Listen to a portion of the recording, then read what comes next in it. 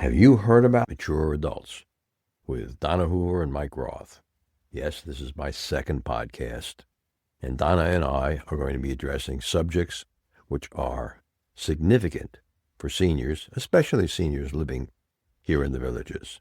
The easiest way to hear the show is to look it up on Apple Podcasts. Look for Mature Adults with Donna and Mike. We'll be looking for you there. You can also find us on Mature Adults with Donna and Mike, all spelled out, @buzzsprout.com.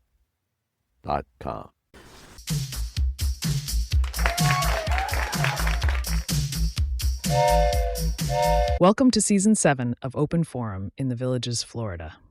In this show, we talk to leaders of clubs and interesting folks who live in and around the villages. We also talk to people who have information vital to seniors. You will get perspectives of what is happening in the Villages, Florida area. We are a listener-supported podcast. There will be shout-outs for supporters. This is Mike Roth on Open Forum in the Villages, Florida. I'm here today with Emil Beloglavitz. Thanks for joining me, Emil.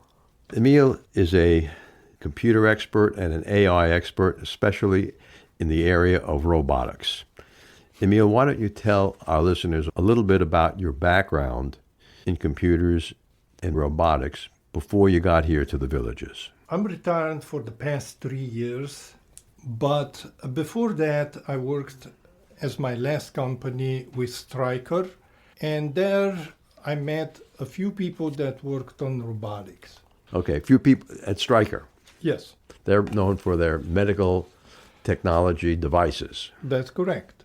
And they do a piece of equipment that's being used in surgeries called Mako, where this robot is assisting a surgeon to do either corrections or full replacements of knees, hips, and other joints. That's similar to the Da Vinci robot. Similar, but there's a big difference between the two robots. Our robot is for bones, as opposed to Da Vinci robot, which is used for soft tissues. Ah, yes, big difference there. Yes. How many years were you at Stryker?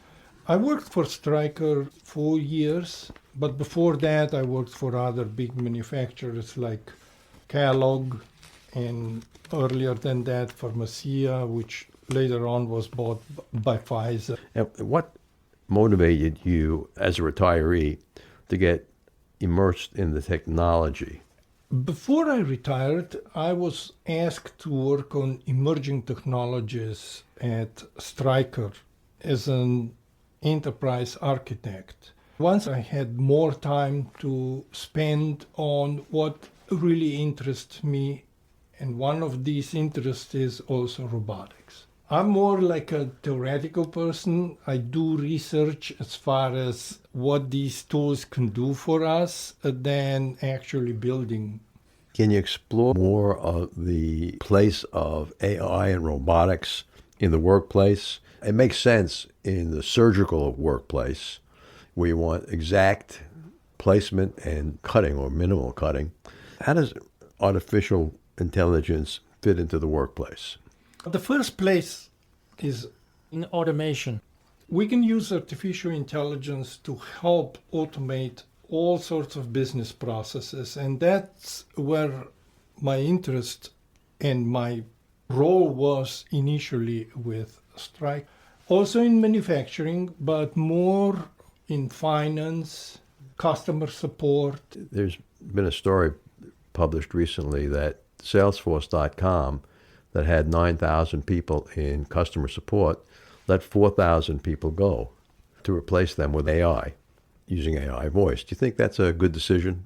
I don't believe in these decisions, but unfortunately there's the other side of the story that happened at the beginning of COVID. Lots of these big companies went on hire spree and hired a ton of additional workforce.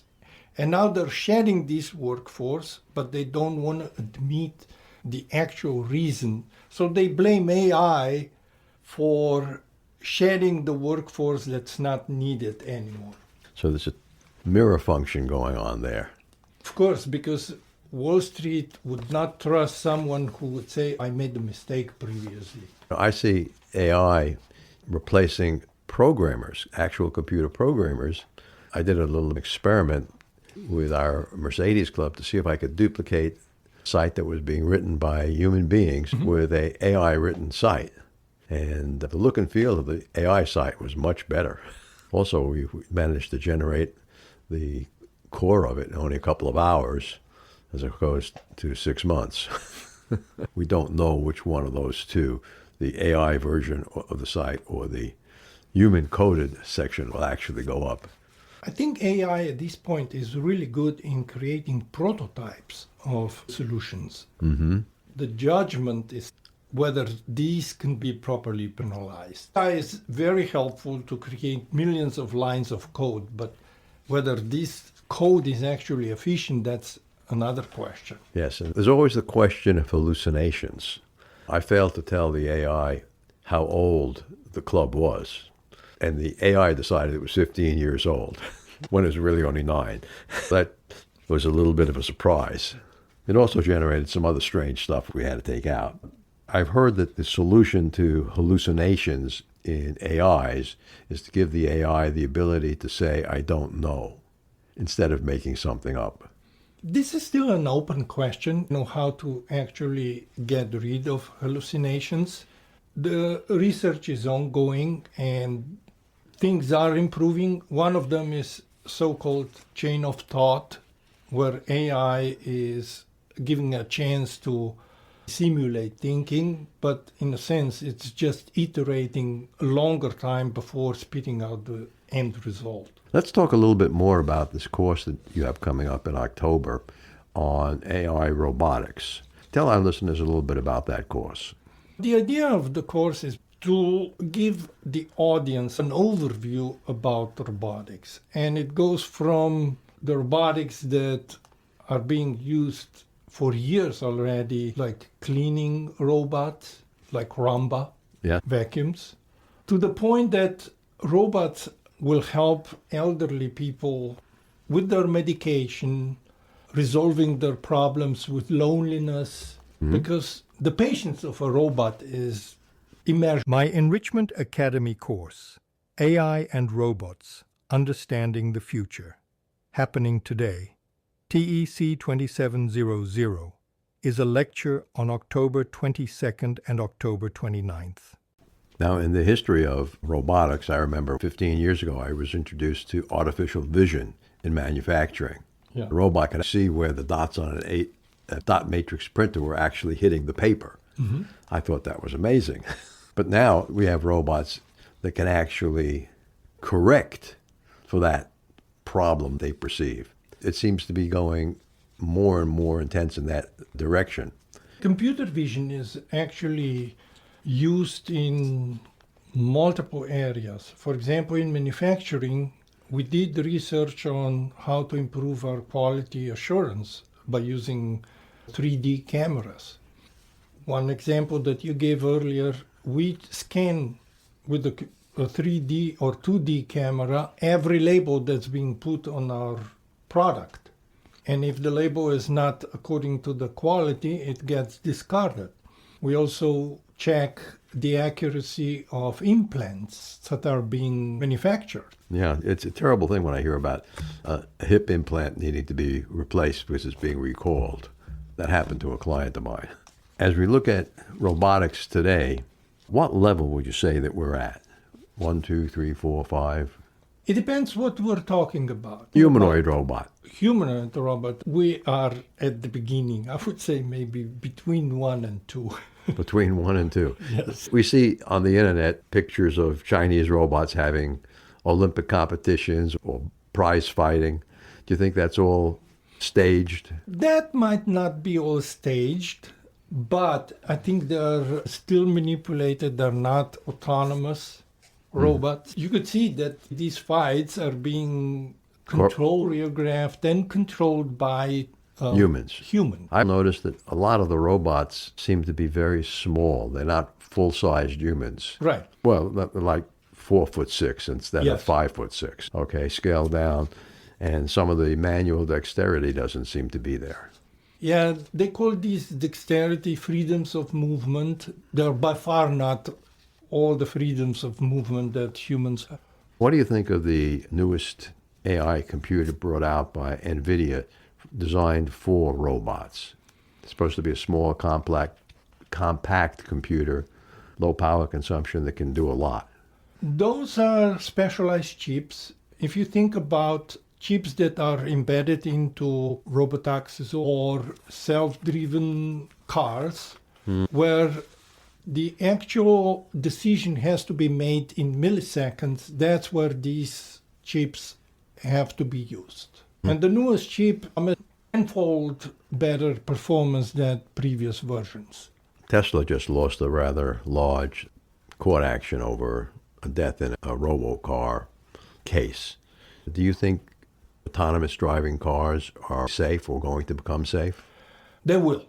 And what we need to take into consideration is that all the eyes are currently, right now, concentrated on bad examples that happen. And that same thing happened when cars showed up about 120 years ago and replaced horses. And then a horse hit a cart and died. It was a big deal.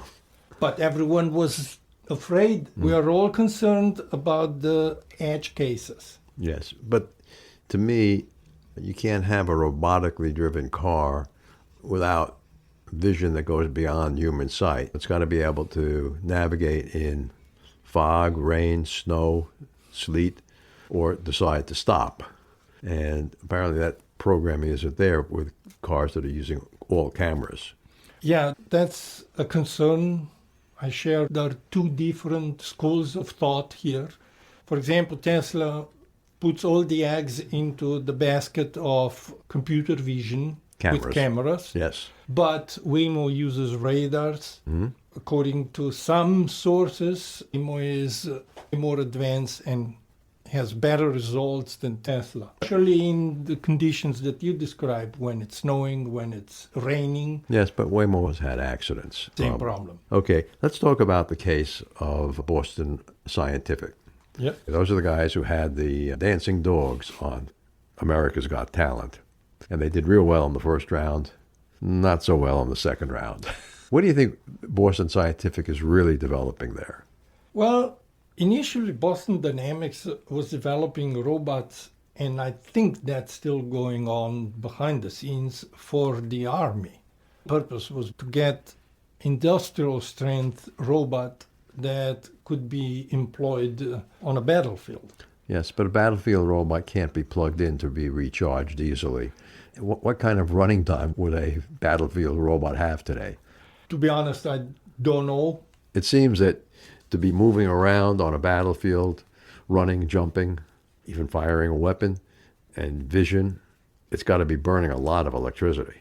And that's where the other problem comes in, where AI will help us, and that is how to make better batteries. Better batteries. Yes. Right. Okay, on that note, let's take a short break and listen to an Alzheimer's tip from Dr. Craig Curtis.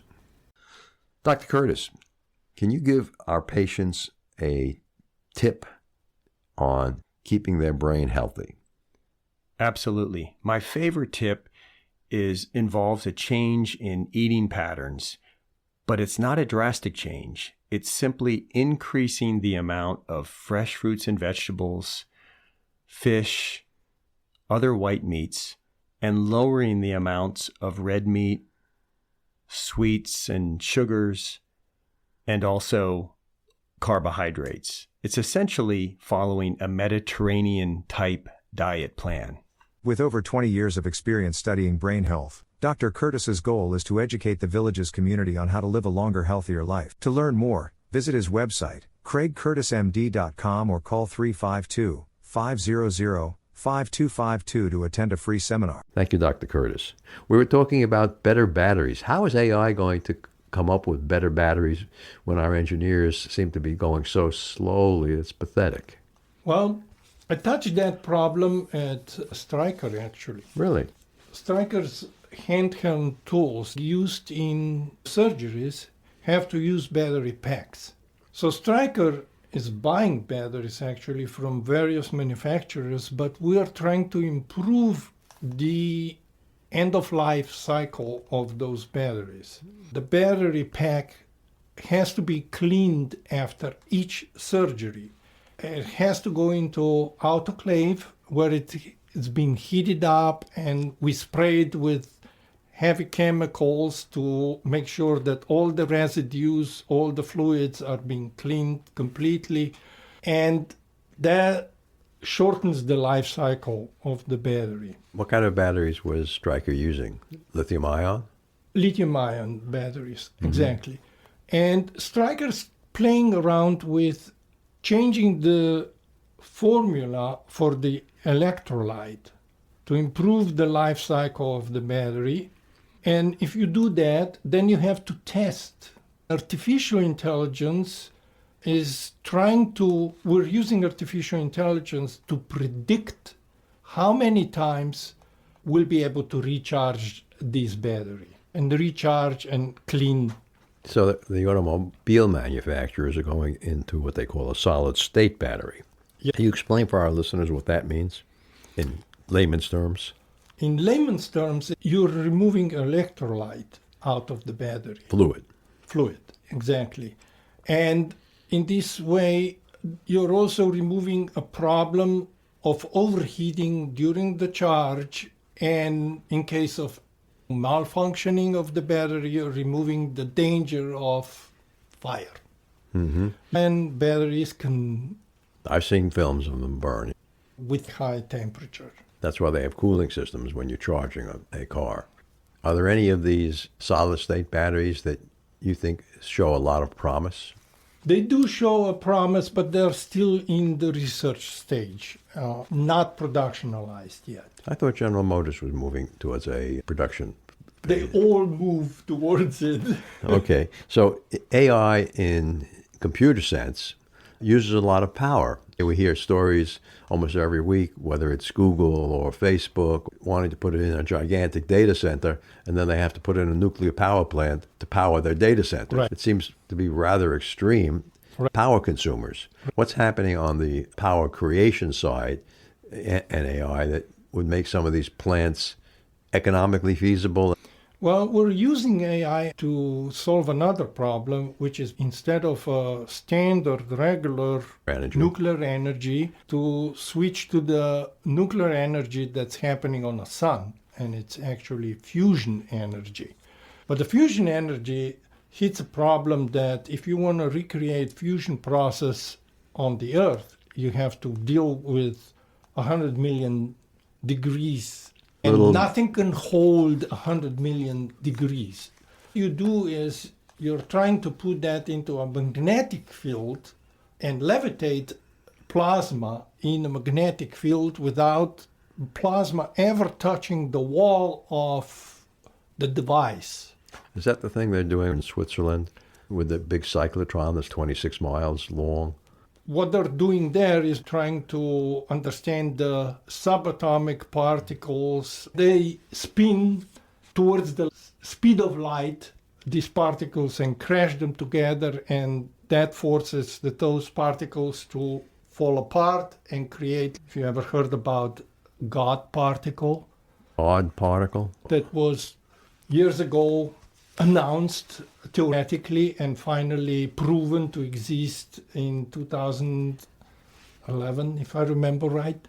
So the nuclear power plants that they're talking about building for Google or Microsoft or Meta, those are all going to be the splitting of the atom type of a plant as opposed to a fusion plant? Yes. Because they can't. All of these companies are also investing into research of fusion, but nothing is yet ready for production. In Europe, there's a project called ITER. Spell it. ITER, a huge tomahawk, which is a shape of a donut type of fusion reactor. They're planning to bring it online in 2035 to do additional research on fusion. Now, relative to AI and robotics, if you were going to explain to your granddaughters, okay, or an audience of people who are 55 and older, some of the robotic jargon that we're likely to hear over the next several months or years. Could you do that? Well, I would say that robot is a device that has a brain. The brain is artificial intelligence to help it decide what to do. It has sensors with which it can see the environment around, but the brains, which is artificial intelligence, help it decide what to do with that brain. Okay. Yes. So do these robots that are being developed also have sound sensors or ears? Adding additional sensors for sound. They're adding tactile type of sensors for touch. Mm-hmm. So you could see, for example, videos where a robot can crack an egg. Mm-hmm. Prop. I've seen robots that are supposedly folding laundry and sheets. Although they're folding the sheets, they're not folding them perfectly. They're approximately, but they're not as good as a hotel maid might be. Right.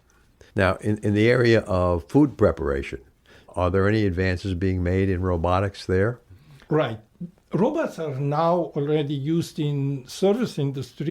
What I mean by that is they can deliver food. Mm-hmm. Yes, I've seen that. I've Right. seen them come over and pick it up on a ship, but they're pre-programmed paths.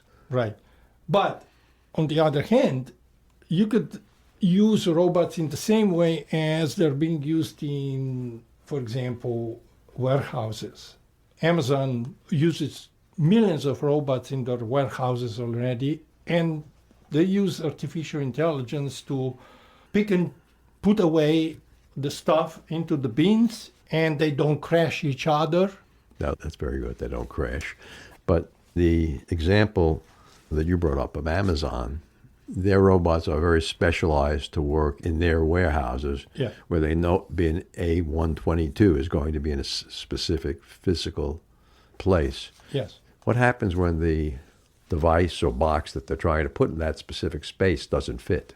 They get confused and have to get help from a human managing the section of the warehouse. Is that where SAP, that's the Warehouse program management Yes, software Yes. comes into play. Yes, and they have for every SKU the size of the external box Right, and the barcode that's supposed to be on it. right. These robots at Amazon can read the barcode on the boxes. Yeah. So if a human being put a unit in the wrong compartment and the robot pulled it out and it had the wrong barcode on, what would happen?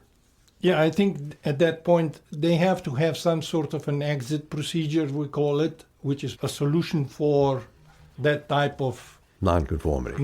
yes. Can you give our listeners a guess on when a viable robot for home use might be available and what uses that robot would have? I would say that in about 5 to 10 years, we will be able to get a home robot. And initially, I think they're going to be assisting a person to get up from their chair, to be able to remind, okay, you need to take this sort of medication. Did you take it? And so on and so forth. Could the robot dispense medication? It depends how it's going to be packaged, because all that has to be reprogrammed or understood by computer vision. Okay, so you couldn't just pour a bottle of pills into a compartment on the robot and say, give me one of these 4 times a day. That won't work. I had that problem with some of the vitamin supplements I was taking. Last week, 2 compartments spilled out at the same time, and 2 of the capsules were identical. They were white capsules with white stuff in them, and I didn't know which one was which and which I was supposed to take 1 of and which I was supposed to take 2 of. Yeah, And you know what my solution was? Throw them both out. that's the best. Yeah, I just was terribly confused. I didn't know what to do. Now, as these robots come onto the marketplace, will we see a tremendous reduction in costs? We should, because we're not going to be able to afford a robot at current price. For example, even a 4-legged robot made by Boston costs at this point at the minimum $75,000. Those robots that were dancing on, Each one costs Even the one that fell down kind of died on stage. Even that one, and probably that was staged or pre-programmed Yes, because it to got make back it on. more Yeah. low. I love the way they painted them. So before we go, tell our listeners again when your course is on robotics. The course will be on October 22nd. Okay. I split it into 2 sessions. Each session is how long? Each session will be up to 2 hours. Okay. It all depends on the audience. Okay. It's meant to be more conversation than a lecture. My Enrichment Academy course, AI and Robots, Understanding the Future, happening today, TEC 2700, is a lecture on October 22nd and October 29th. Conversational robotics Exactly. with Emil. If they wanted to sign up, you got to go into the Enrichment Academy catalog, go to the enrichmentacademy.org, and you'll be able to find it, or pick up the Enrichment Academy course catalog, which will be available middle of September. Yes. Emil, anything else you want to add? Thank Good. you for the opportunity. Thanks for being with us today, Emil. Great. This is Mike Roth. Listeners, I'm thrilled to share with you this podcast, which is my passion project to bring knowledge, inspiration, and things you need to know about the villages and the people living here. Be sure to hit the follow button to get the newest episode each week. Or you can hit the purple supporter box. Even a small donation of $3 to $10 a month makes a big difference. And you can cancel your subscription at any time. Your support means the world to us. Stay curious, stay inspired, and keep those headphones on. Remember, our next episode will be released next Friday at 9 a.m. Should you want to become a major supporter of the show or have questions, please contact us at mike@rothvoice.com. This is a shout-out for supporters, Tweet Coleman, Ed Williams, Dwayne Romick, and Dr. Craig Curtis at K2 in the Villages. We will be hearing more from Dr. Curtis with short Alzheimer's tips each week. If you know someone who should be on the show, contact us at mike@rothvoice.com. The way our show grows is with your help. Text your friends about this show. If you enjoyed listening, or just tell your friends about the show. We thank everyone for listening. The content of the show is copyrighted by Roth Voice 2025, all rights reserved.